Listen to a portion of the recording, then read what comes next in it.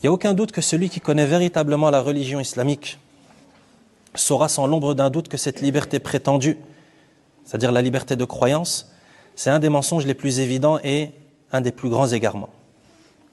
Car les preuves dans le droit islamique, ainsi que l'unanimité des musulmans, affirment tous que la seule véritable religion acceptée d'Allah, c'est l'islam, c'est le tawhid.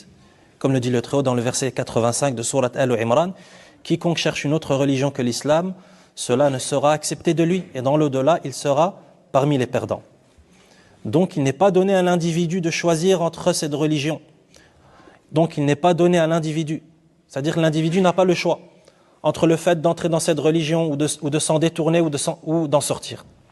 Mais au contraire, il lui est obligatoire et il est contraint de s'y conformer à cette religion. Et il est menacé de l'éternité en enfer s'il s'en détourne. Le Très-Haut dit dans le verset 13 de sourate Al-Fath, « Celui qui ne croit pas en Allah et en son messager, nous avons préparé pour les mécréants un feu ardent. » Donc est-ce que l'être humain a le choix? Tu fais ce que tu veux? Tu crois en ce que tu veux? Non. Par contre, pour ce qui est du verset, quiconque veut croire qu'il croit et quiconque veut mécroire qu'il mécroit, à savoir le verset 29 de sourate Al-Kahf, ce verset n'a pas pour but de donner le choix entre la foi et la mécréance. Mais au contraire, ce verset c'est une menace et un avertissement. Et ça c'est une tournure linguistique qui est connue chez les Arabes. Même en français d'ailleurs.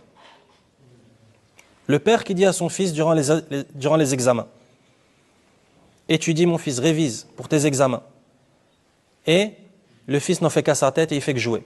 Et à la fin, son père lui dit, « Fais ce que tu veux. »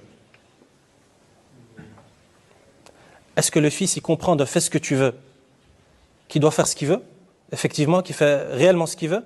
Ça veut dire, mon père, c'est bon, il m'a donné la permission de faire ce que je veux, ça veut dire, je révise, si je révise, tant mieux, si je révise pas, il n'y aura rien. Non, mais il a très bien compris que lorsque son père lui dit, fais ce que tu veux, il menace en réalité. Ça veut dire, fais ce que tu veux, tu es libre. Mais sache que, après les examens, on va faire les comptes, toi et moi. Donc tout le monde comprend cela. Quelle est la preuve que ce verset c'est une menace et c'est pas un choix? C'est ce qui vient juste après le verset.